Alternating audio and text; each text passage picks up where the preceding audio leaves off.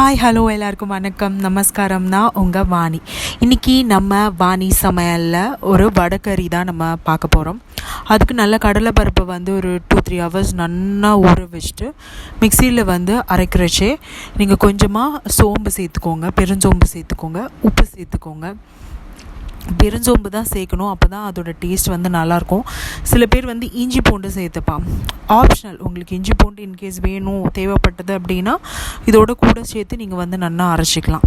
அரைச்சிட்டு நல்லா கடாயில் வந்து எண்ணெய் சூடாகிட்டு நல்லா வடை மாதிரி தட்டி ஃபஸ்ட்டு நல்லா ஃப்ரை பண்ணி எடுத்து வச்சுக்கோங்க. ஏன்னா நம்ம வடகறி தான் பண்ண போகிறோம்.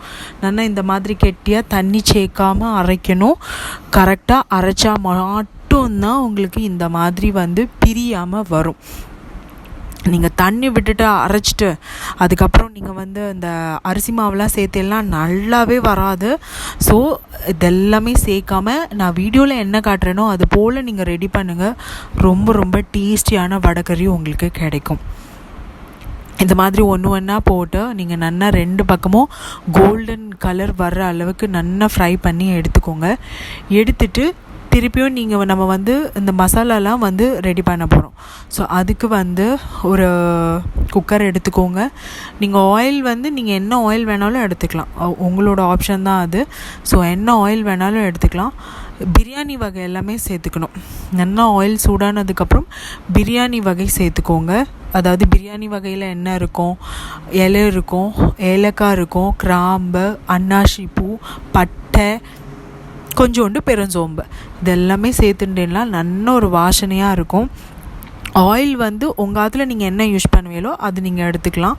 அதுக்கப்புறம் வந்து நல்லா ஒரு பெரிய வெங்காயம், நல்லா வடகறிக்கு வந்து வெங்காயம் நீங்கள் எவ்வளோக்கு எவ்வளோ கூட போடுறீங்களோ அவ்வளோக்கு எவ்வளோ ரொம்ப ரொம்ப டேஸ்டியாக இருக்கும்.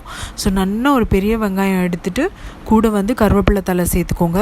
ஆனியன் நல்லா குக் ஆகுறதுக்கு வந்து நீங்கள் வந்து உப்பு வந்து சேர்த்துக்கலாம் லைட்டாக. ஏன்னா ஆல்ரெடி நம்ம வந்து வடையில் உப்பு போட்டிருக்கோம். ஸோ பார்த்து சேர்த்துக்கோங்க.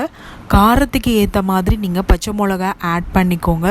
பாருங்கள், நான் அதில் ஜிஞ்சர் கார்லிக் பேஸ்ட்டு சேர்க்கலை. ஸோ அதனால் இப்போ ஜிஞ்சர் கார்லிக் பேஸ்ட்டு சேர்த்துருக்கேன். கொஞ்சமாக மஞ்சள் தூள் சேர்த்துக்கோங்க. கொஞ்சமாக வந்து லைட்டாக வந்து உங்கள் காரத்துக்கு ஏற்ப மிளகாய் தூள் சேர்த்துக்கோங்க. கொஞ்சமாக நீங்கள் வந்து கரம் மசாலா சேர்த்துக்கோங்க.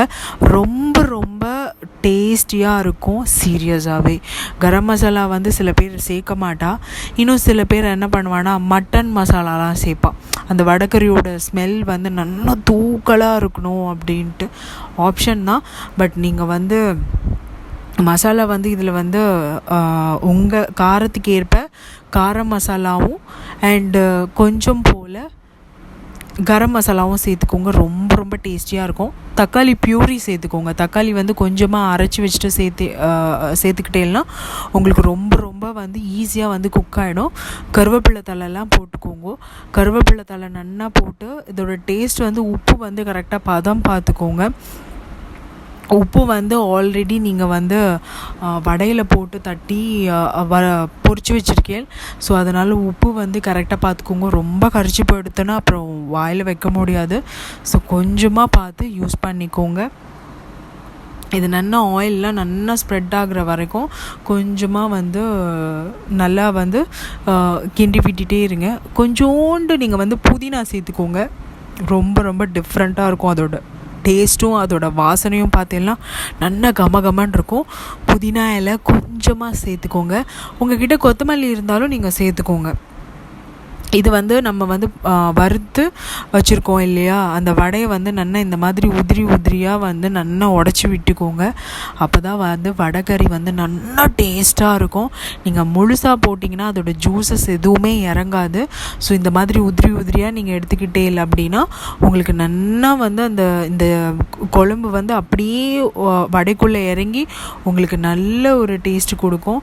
கொஞ்சமாக வந்து தேவைக்கேற்ப நீங்கள் வந்து ஜலம் விட்டுக்கோங்க. ஒரு 10-15 வடைக்கு வந்து நீங்கள் வந்து 1 டம்ளர் தண்ணி வந்து சேர்த்துட்டேன்னா ரொம்ப நல்லாயிருக்கும். உப்பு வந்து கரெக்டான பதம் பார்த்துக்கோங்க. நீங்கள் வறுத்து வச்சுருக்கிற வடையை வந்து சேர்த்துக்கோங்க. நல்லா சேர்த்துட்டேன்னா நல்லா திக்கான பதத்துக்கு வந்துடும்.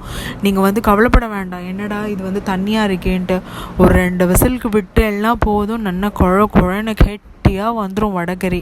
இது தோசை, சப்பாத்தி, இட்லிக்கெலாம் வச்சு சாப்பிட்றச்சு அவ்வளோ நல்லாயிருக்கும். இன்னும் சில பேர் வந்து சாதத்தோடலாம் வச்சு சாப்பிடுவா.